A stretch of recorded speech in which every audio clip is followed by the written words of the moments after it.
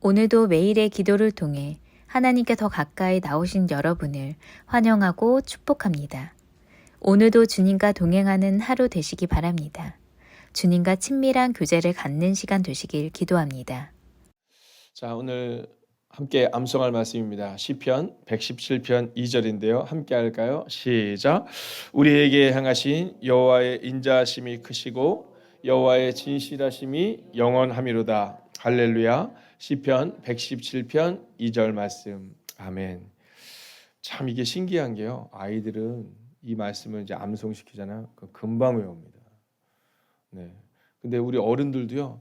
이 말씀이 금방 외워지지 않아도 눈치껏 잘 따라 하십니다. 네. 근데 저는 어떤 마음이 드냐면 다 때가 있는 거잖아요. 오늘 아침에 전도사님께 전사님 방에는 어떻게 모기가 없어 했더니 모기가 좀 있긴 한데 잘 잡는데요. 그래서 뭐라 하냐면 근데 목사님 이미 모기들이 힘을 잃었대요. 네. 모기들이 힘을 잃어서 잘 못 문대요. 생각해보니까 그런 것 같아요. 어제 교회에서 말씀을 준비하는데 하루 종일 모기들이 주변을 왔다 갔다 했는데 안 문하기보다는 뭐 힘이 없는 것 같아요.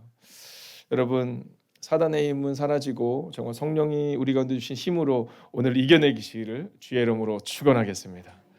오늘 하나님께서 우리 가운데 주시는 말씀입니다. 함께 이 말씀을 합독하겠습니다. 함께 읽을까요? 시작. 모든 지킬 만한 것 중에 더욱 내 마음을 지키라. 생명의 근원이 이에서 남이니라. 아멘. 자, 어저께 잠언을 읽으시면서 어떠셨어요? 아마 많은 은혜가 있었을 겁니다. 이제 오늘은 잠언의 마지막 부분과 또 아가서를 읽을 텐데요. 자, 어제 우리가 함께 나누면서 읽었던 말씀이죠. 이 세 가지 잘 지켰는지 한번 점검하겠습니다. 자, 하나님에 대한 의무 어떠셨습니까? 네, 오늘 뭐 이 새벽에 또는 온라인으로 예배하는 것 자체만으로도 지금 최선을 다하고 계시겠죠. 자, 그런데 이제 두 번째 이웃에 대한 의무 어떠셨습니까? 어제. 자, 오늘 우리가 마음을 정하는 겁니다. 가장 가까이 있는 사람들에 대한 마음. 마지막으로 세 번째 내 자신에게 대한 의무. 여러분 하나님 앞에서 교회로서 살아가는 것 과연 어떻게 살아가야 되느냐. 오늘 성경은 우리 가운데 이 세 가지를 다시 한번 점검하라 라고 말씀하며 이 잠언을 시작하게 됩니다. 자, 오늘 잠언과 아가서의 주제가 뭘까? 이 잠언과 아가서의 주제는 바로 하나님이 기뻐하는 한 사람입니다. 하나님이 기뻐하는 한 사람. 자, 오늘 우리가 하나님이 기뻐하는 한 사람이 된다는 것, 그것은 어떤 것을 의미하는 걸까요? 여러분, 제가 얼마 전에 한 청년이 그런 얘기 하더라고요. 이 직장에서 이 부장님이 계신데 너무 좋으신데 이 부장님이 본인의 감정이 기분이 된대요. 네, 본인의 감정이 기분이 된대요. 그리고 기분이 태도가 된대요. 얼마 전 제가 저희 아들 녀석 방에 들어갔더니 그 방에 책이 하나가 있는데 기분이 태도가 되지 않게 하라는 책이 있더라고요. 참 의미 있는 책이거든요. 자, 그런데 이 부장님이 좋을 때는 너무 좋은데 감정이 좀 상하거나 그러면 이 기분을 태도로 나타내서 그 팀원들 전표가 힘들다라는 거예요. 그렇다면 과연 우리가 그리스도인으로서 그래서는 안 될 거 아니에요? 그럼 우리는 어떠한 한 사람이 되어야 할까? 먼저 정말로 하나님의 기쁨이 되는 사람이 되기 위해서는 첫 번째 주제는요. 마음을 지켜야 한다는 겁니다. 마음을 지키는 사람 되어야 된다는 거예요. 여러분 오늘도 저는 여러분에게 정말 진심으로 선포합니다. 여러분 마음을 지키는 한 사람 되십시오. 그럼 마음을 좀 지키셔야 돼요. 네, 오늘도 속상한 상황들이 있을 수 있거든요. 그때 마음을 지키는 사람이 되면요, 그 속상함 충분히 이길 수 있는 겁니다. 근데 이 마음을 지키는 게 오늘 목사님이 참 좋은 얘기하시네. 그게 아니라 성경의 이야기를 보자는 겁니다. 지금 저희가 5주 과정을 같이 하고 있는데요. 새가족 5주 과정을 통해서 뭐 목사가 뭐 얘기하고 우리 교회가 얘기하고 뭐 경험을 이야기하고 그러지 않습니다. 처음부터 끝까지 말씀이 뭐라고 말하느냐. 네, 예수님의 증언이 뭐냐, 베드로의 증언이 뭐냐, 성경은 뭐라고 말하고 있냐를 보거든요. 자, 마찬가지로 오늘 마음을 지키는 사람이 되기 위한 이 첫 번째 주제를 위해서는요, 바로 성경에서 그 답을 찾아야 되는데 읽어볼까요? 잠언 3장 3절입니다. 시작. 인자와 진리가 내게서 떠나지 말게 하고 그것을 내 목에 매며 내 마음판에 새기라 라는 겁니다. 여러분 말씀을 내게서 떠나지 않게 하고 내 마음판에 새기라는 겁니다. 그러니까 우리 감정적으로 확 나올 때가 있잖아요. 근데 그 감정적으로 나오기 전에 내 마음판에 과연 말씀이 뭐라고 말하고 있는지를 점검하라라는 겁니다. 자, 그뿐만이 아닙니다. 잠언 4장 23절은 이렇게 말하거든요. 같이 한번 읽어볼까요? 모든 지킬 만한 것 중에 더욱 네 마음을 지키라. 생명의 근원이 이에서 남이니라. 여러분, 잠언 21장 2절과 잠언 22장 17절과 여러분이 오늘 성경을 쭉 읽어 나갈 때 이 마음에 대한 말씀을 계속해서 보게 됩니다. 그러니까 오늘 목사님의 말씀대로 기쁨이 되는 사람이 되기 위해서 내가 마음을 지키는 사람이 되어야겠다. 이렇게 마음을 먹는 것이 아니라 여러분, 성경이 말하는 그대로 주님의 기쁨이 되기 위하여 마음을 지키는 사람 되시기를 주의 이름으로 축원하겠습니다. 자, 그래서 두 번째 주제로 이제 넘어가 보려고 하는데요. 자, 기쁨이 되는 사람의 두 번째 주제는 사랑받고 사랑하는 사람이다라는 겁니다. 사랑받고 사랑하는 사람. 여러분, 저는 이것을 굉장히 중요하게 여깁니다. 여기는요, 두 가지가 있어요. 그 뭐냐면 하나님께 사랑을 받는 겁니다. 그리고 하나님을 사랑하는 겁니다. 그리고 또 한 가지는 이웃을 사랑하고 이웃에게 사랑을 받는 겁니다. 여러분, 저는 오늘 여러분에게 먼저 선언하겠습니다. 여러분, 하나님께 충분히 사랑받는 한 사람 되시기를 주의 이름으로 축원하겠습니다. 또한 여러분이 만나는 사람들에게도 사랑받는 사람 되시기를 주의 이름으로 축원하겠습니다. 여러분, 그러면 어떻게 해야 사랑받을 수 있을까요? 아이들에게는 제가 종종 하는 이야기가 있습니다. 그 뭐냐면 아이들은 사랑을 많이 받아야 된다는 거예요. 네, 여러분, 아이들이 사랑을 많이 받아야 이 다음 사랑을 많이 줄 수 있습니다. 자, 그것처럼 하나님께 사랑을 많이 받아야 됩니다. 자, 그러기 위해서는 하나님과의 친밀한 관계를 가지셔야 한다는 겁니다. 그러니까 우리가 사랑하는 사람 되기 위해서는요, 사랑을 받아야 하고 사랑받는 사람 되기 위해서는 사랑하는 사람이 되어야 한다라는 겁니다. 자, 그러면 먼저 하나님의 사랑은 어떤 사랑일까? 독생자를 보내신 사랑이다라는 겁니다. 독생자를 보내신 사랑. 여러분, 우리 가운데 있어서 이게 소중한 게 있잖아요. 소중한 게 있잖아요. 근데 그 소중한 것을, 가장 소중한 것을 우리를 위해서 줬다. 이거 굉장히 중요한 겁니다.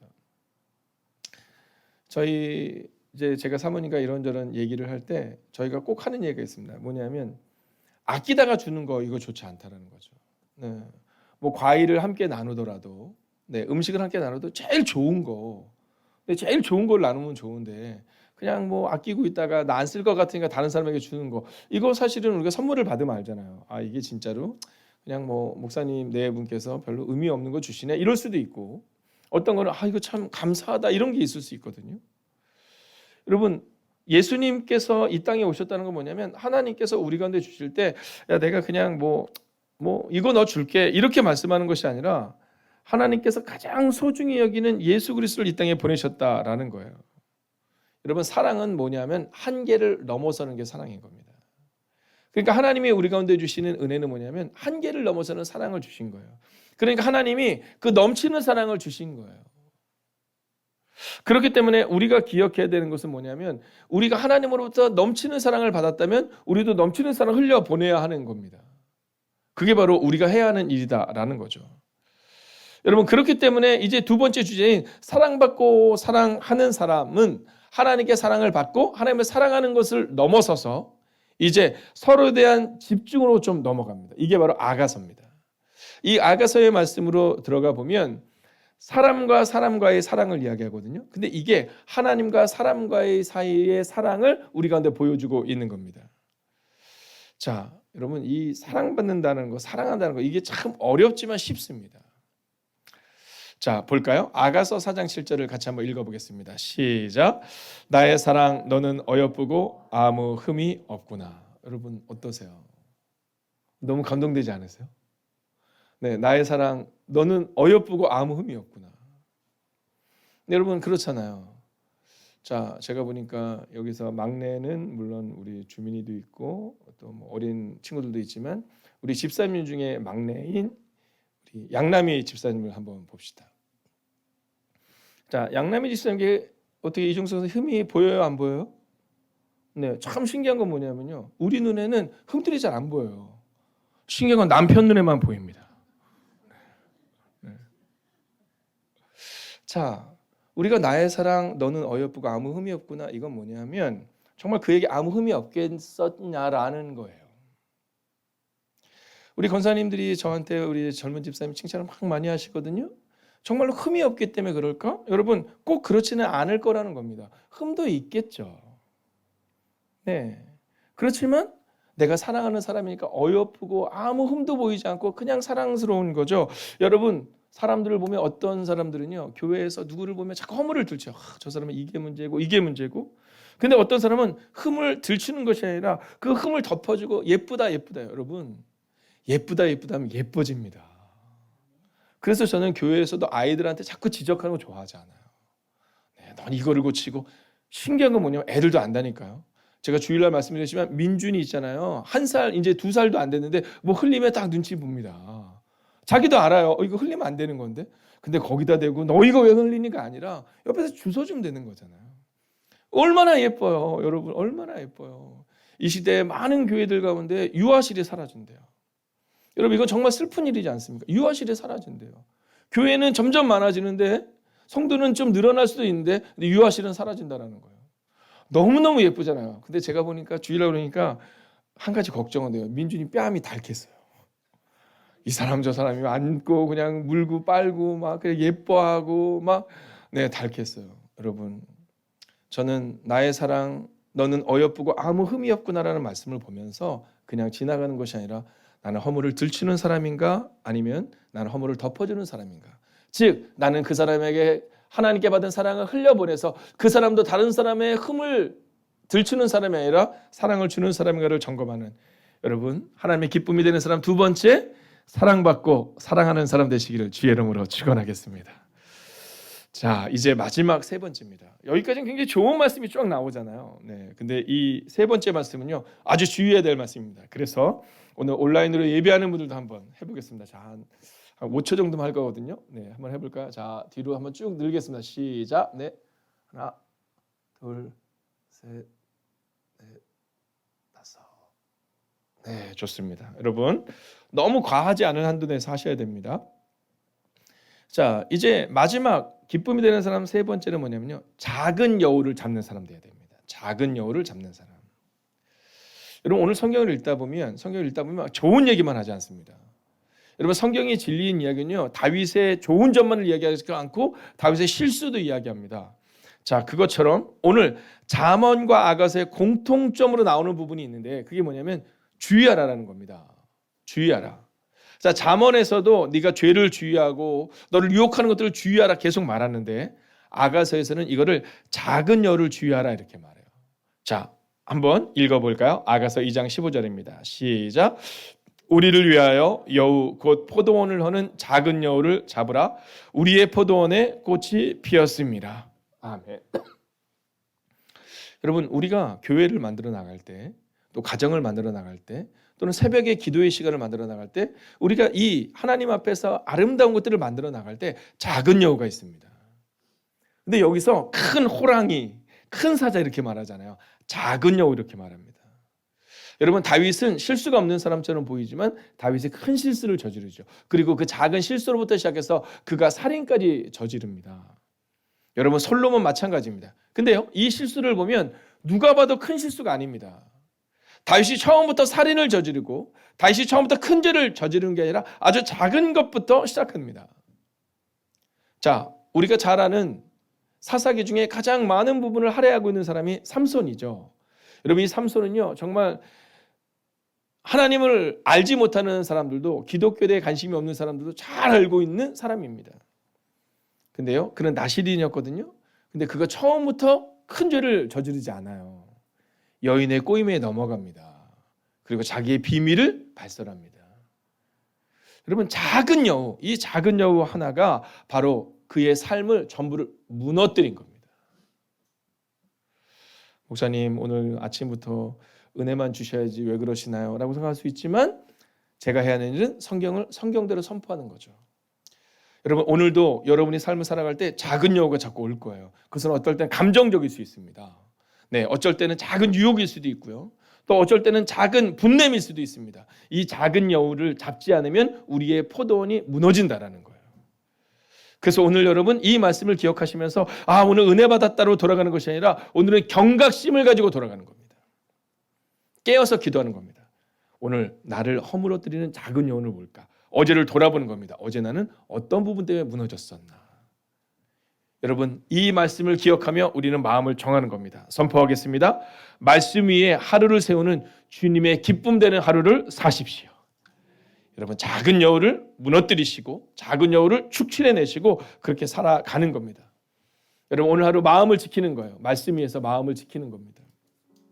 여러분, 사랑받고 사랑하는 겁니다. 여러분, 가능하면 사랑해 주세요.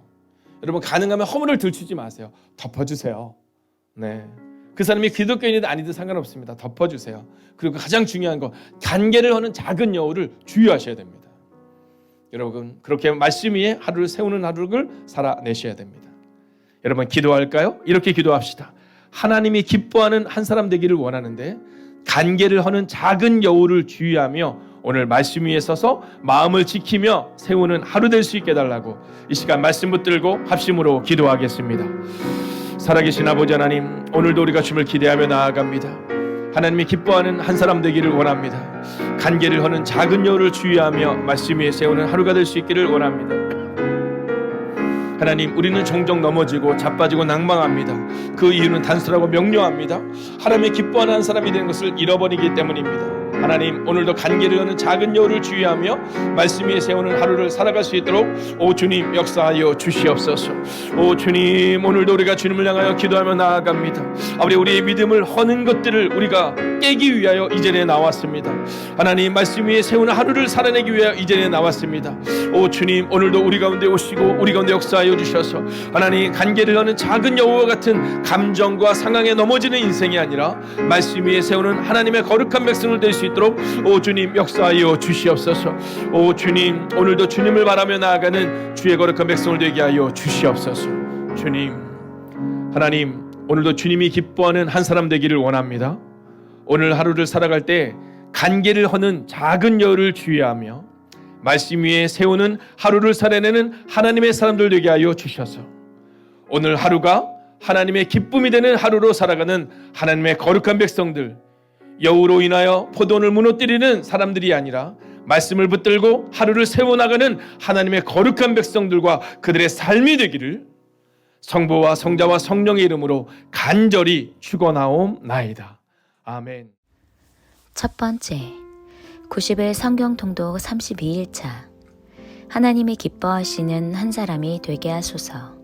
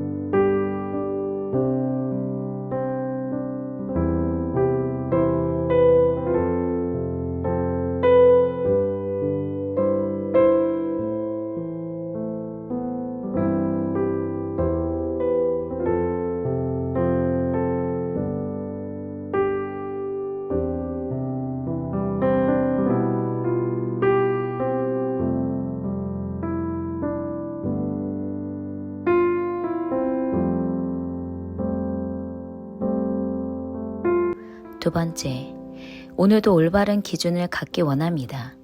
흔들리지 않는 믿음을 주소서.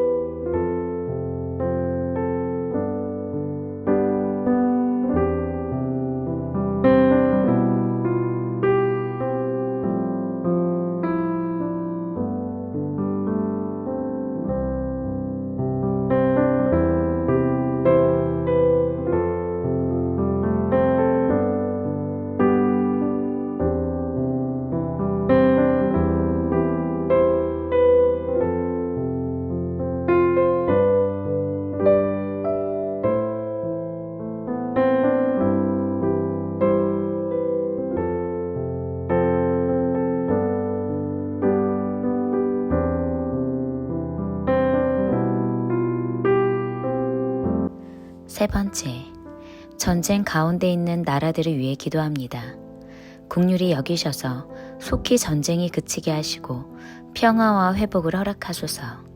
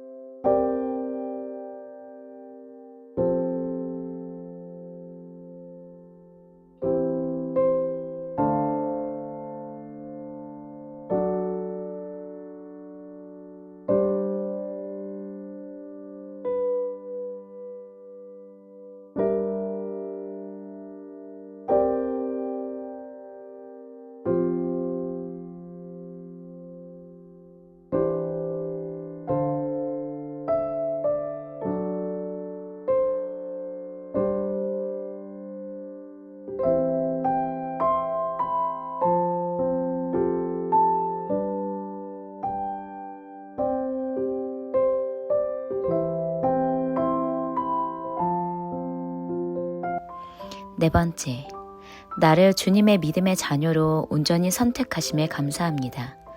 아브라함이 말씀에 순종해 믿음의 길을 갔듯이 나도 매일의 선택 앞에 진지하게 하소서.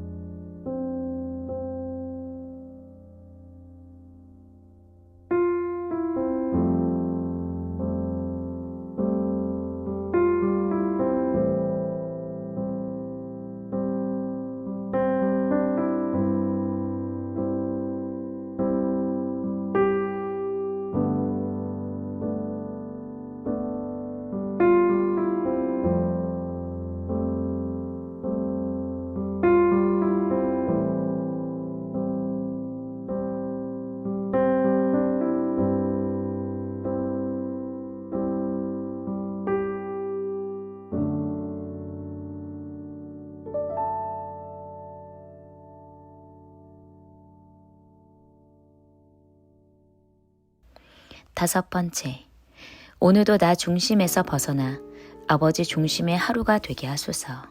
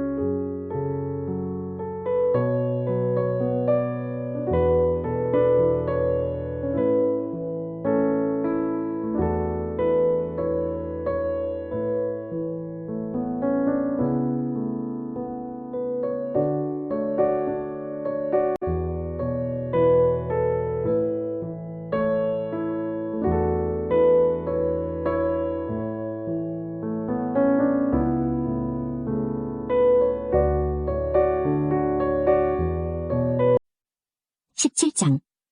마른 빵 한 조각만 있어도 화목한 것이 먹을 것을 많이 차려놓고 싸우는 집안보다 낫다. 지혜로운 종은 주인의 부끄러운 아들을 다스리고 그 아들이 받을 재산을 함께 받을 것이다. 도가니가 은을, 풀무가 금을 녹이듯 여호와는 사람의 마음을 시험하신다. 악을 행하는 사람은 악한 말을 따르고 거짓말하는 사람은 험담에 귀를 기울인다. 가난한 자를 비우는 사람은 그를 만드신 분을 멸시하는 것이며 남이 망하는 것을 기뻐하는 사람은 절대 벌을 면치 못할 것이다. 손자는 노인의 면류관이고 부모는 자식들의 자랑이다. 미련한 자가 거만하게 말하는 것이 어울리지 않는 것처럼 통치자가 거짓말하는 것도 합당하지 않다. 뇌물은 그것을 주는 자가 생각하기에 요술과 같아서 옳지 않은 일을 마음대로 하게 한다. 모욕을 갚지 않는 것은 사랑을 구하는 것이지만 지난 일을 자꾸 끄집어내면 친구도 원수가 된다. 슬기로운 자는 한마디 책망에 깨우치나 어리석은 자는 매를 100대 맞아도 알지 못한다. 악인은 늘 대들려고 하니 그런 자에게는 무자비한 처벌이 있을 것이다. 새끼들을 빼앗긴 앙금을 만나는 것보다도 미련하고 어리석은 자를 만나는 것이 더 두렵다. 배은망덕하면 재앙이 그의 집에서 늘 떠나지 않을 것이다. 다툼의 시작은 댐의 작은 구멍과 같으니 싸움이 일어나기 전에 따지기를 그만두어라. 범죄자를 무죄 석방시키고 무고한 자를 죄인으로 만드는 일은 여호와께서 모두 미워하신다. 어리석은 자가 가진 돈은 가치가 없다. 왜냐하면 그는 지혜를 살 생각을 못하기 때문이다. 친구는 변함없이 사랑하고 형제는 어려울 때에 돕는다. 지혜롭지 못한 사람은 남의 보증을 서주고 자기 이웃의 보증인이 된다. 다툼을 좋아하는 자는 죄를 사랑하는 자이며 높은 문을 만드는 자는 파괴를 구하는 자이다. 마음이 비뚤어진 사람은 형통하지 못하고 그 혀로 남을 해치는 말을 하는 자는 재앙에 빠진다. 어리석은 자를 자식으로 둔 자는 근심하고 바보 자식을 둔 아버지에게는 도대체 즐거움이 없다. 마음이 즐거우면 신체가 건강하나 영이 상하면 뼈가 마른다. 악인은 은밀히 뇌물을 받고 재판을 잘못되게 한다. 명철한 자는 늘 지혜를 바라보나 어리석은 자의 두 눈은 땅끝을 헤맨다. 어리석은 자식은 그의 아버지에게 근심을 주고 어머니에게는 고통을 안겨준다. 죄가 없는 자를 처벌하는 것이나 존귀한 사람을 정직하다고 해서 때리는 것은 옳지 않다. 지식이 있는 사람은 말을 신중히 사용하고 명철한 사람은 감정을 잘 조절한다. 바보라도 침묵하면 지혜롭게 보이고 입술을 다물면 지성인으로 여겨진다. 18장. 이기적인 자는 자기만 생각하고 남의 도움을 무시한다. 어리석은 자는 명철에 도무지 관심이 없고 자기 생각만 떠벌린다. 죄를 지으면 멸시를 당하고 수치와 불명예까지 따라온다.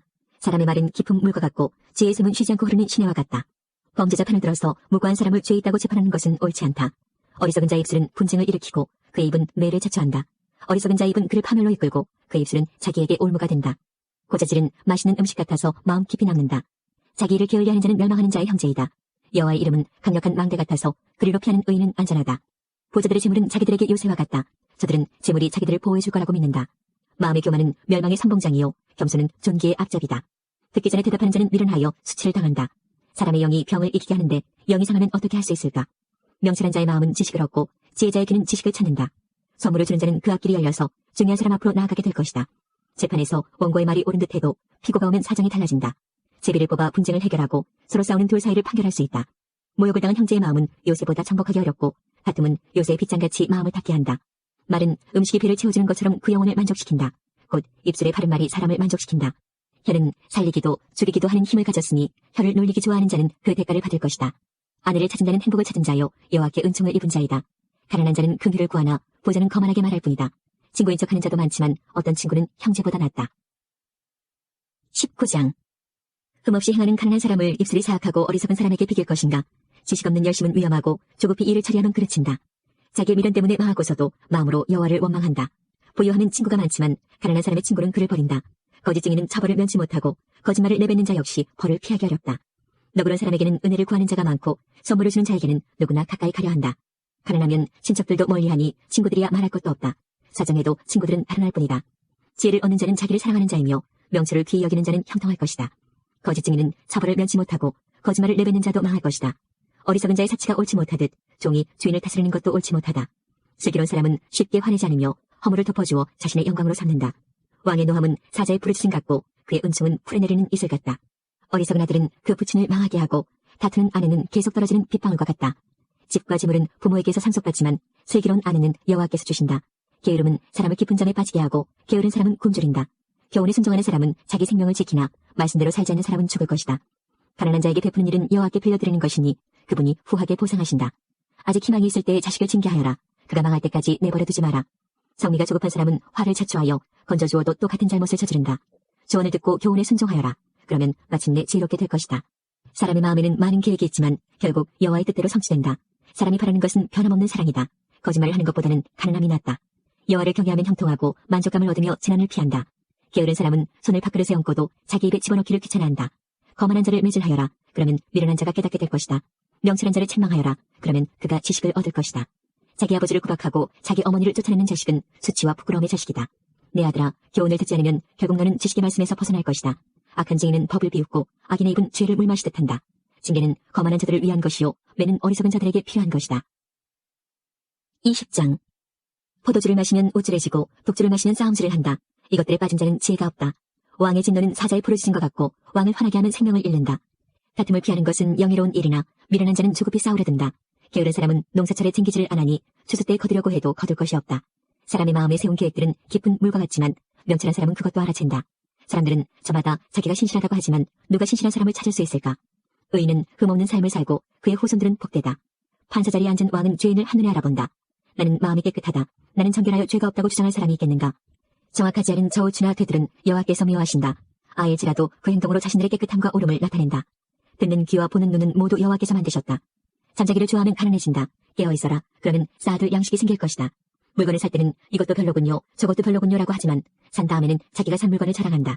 세상에는 금과 귀한 보석들이 많지만 지식을 말하는 입이 가장 귀한 보물이다. 타인을 위해 보증 서는 사람의 의복을 취하여라. 다른 지방 사람을 위해 보증 섰다면 꼭 그 사람을 잡아두어라. 속에서 얻은 음식은 정말 맛있는 것 같지만 나중에는 입안에 자갈이 가득할 것이다. 조언을 듣고 계획을 세워라.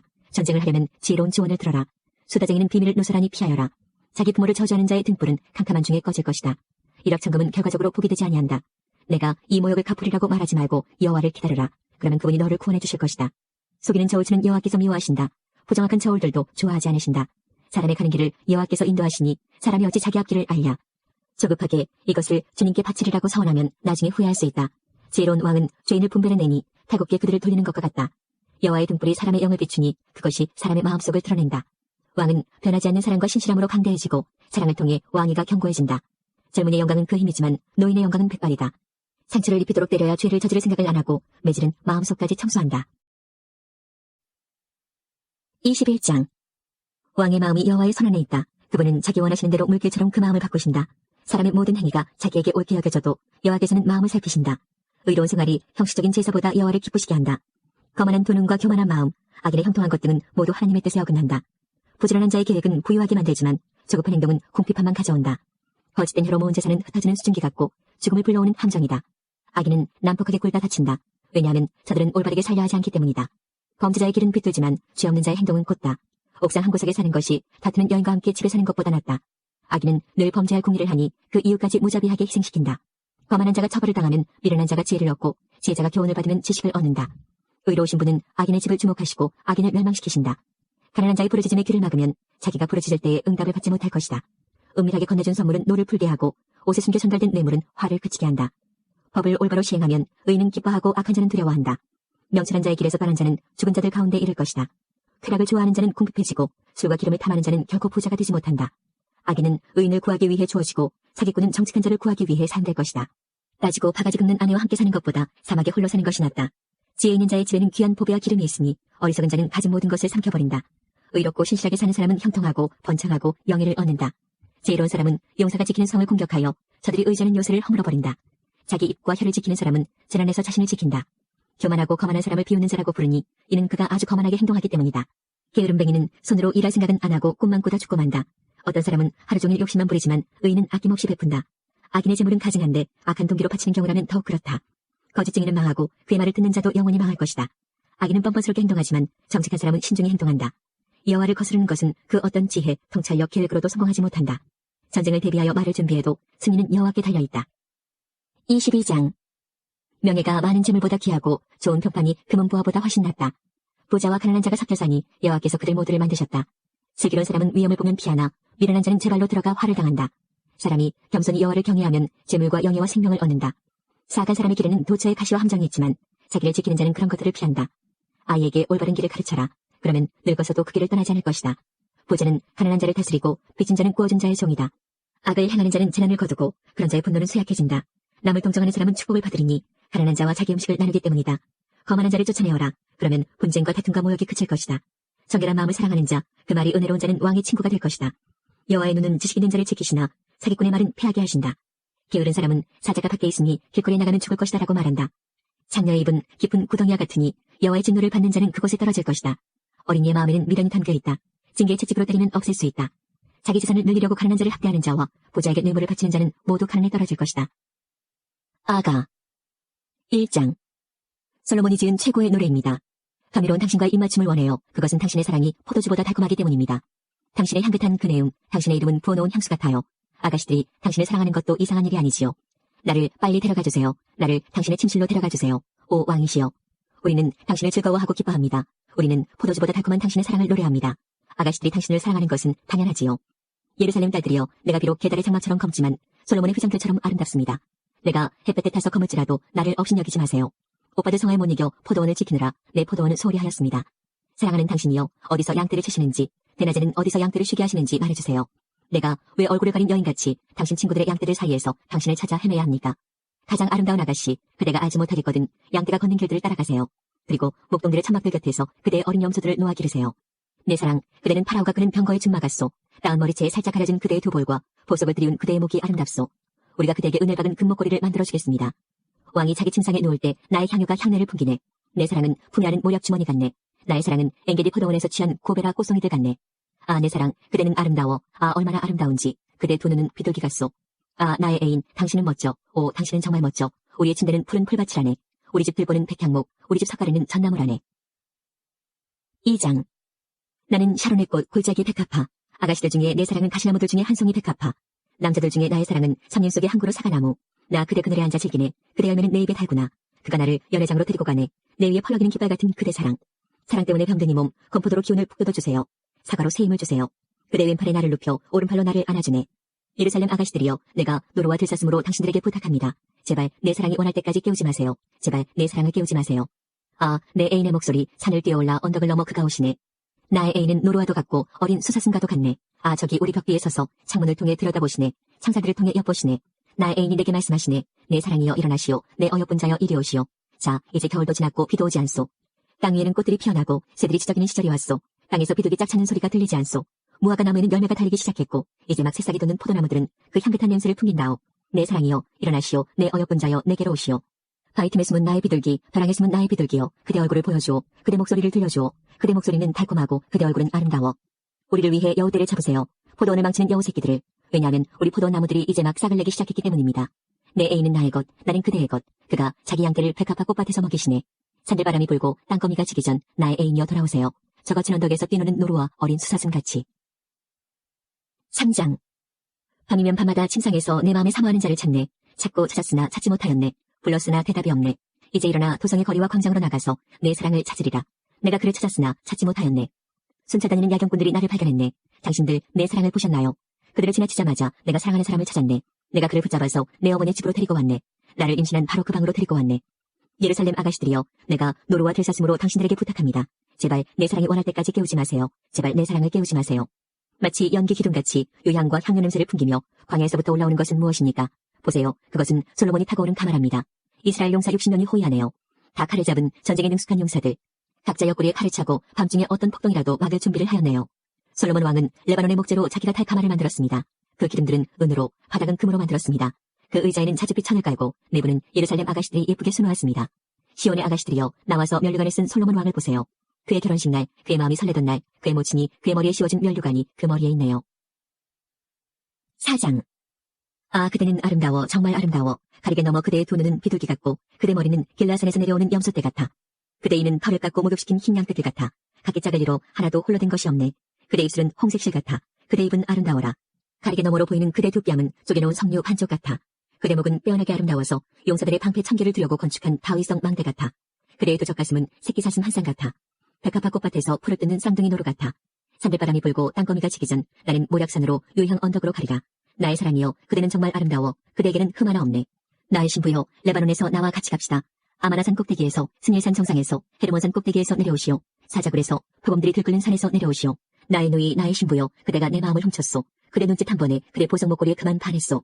나의 누이, 나의 신부여, 그대 사랑이 얼마나 달콤한지. 그대 사랑은 포도주보다 달콤하고 그대 향기는 어떤 향수보다 향기롭소. 나의 신부여, 그대 입술에서는 송이꿀 같은 달콤함이 흘러나오고 그대 혓바닥 아래에는 적과 꿀이 있소. 그대 옷에서 풍기는 향기는 레바논의 향기 같아. 나의 누이, 나의 신부여, 그대는 비밀의 동산이요. 그대는 덮어놓은 우물, 울타리를 두른 샘이요. 그대 식물은 성류들과 최상급 과실들과 나도화와 번홍화와 창포와 개수나무와 향나무들과 모략과 침향과 가장 귀한 향료들이요. 그대는 동산의 샘, 생수가 솟는 우물, 레바논에서 흐르는 시내. 깨어라 북풍아, 오라 남풍아, 내 동산에 불어다오. 그래서 그 향기가 널리 퍼지게 해다오. 그러면 나의 애인이 그 동산에 들어가 그 최상급 과실들을 맛보지 않겠니? 5장. 나의 누이 나의 신부여, 내가 내 동산에 들어와서 내 향품과 모략을 모으고 내 꿀송이와 내 꿀을 따먹고 포도주와 우유도 마셨소. 오 친구들아, 먹게나 사랑하는 자들아 마음껏 마시게나.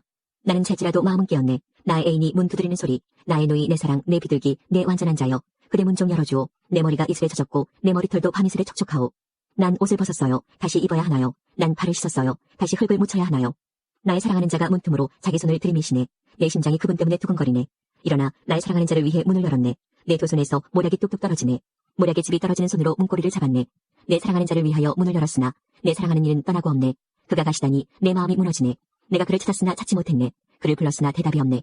야경꾼들이 야간 순찰을 할 때 나를 발견했네. 그들이 나를 때리고 다치게 했네. 성벽을 지키던 순찰꾼들이 내 겉옷을 빼앗아가 버렸네. 예루살렘 아가씨들이여, 내가 부탁합니다. 혹시 내 사랑하는 님을 만나거든 내가 사랑 때문에 병이 났다고 전해주세요.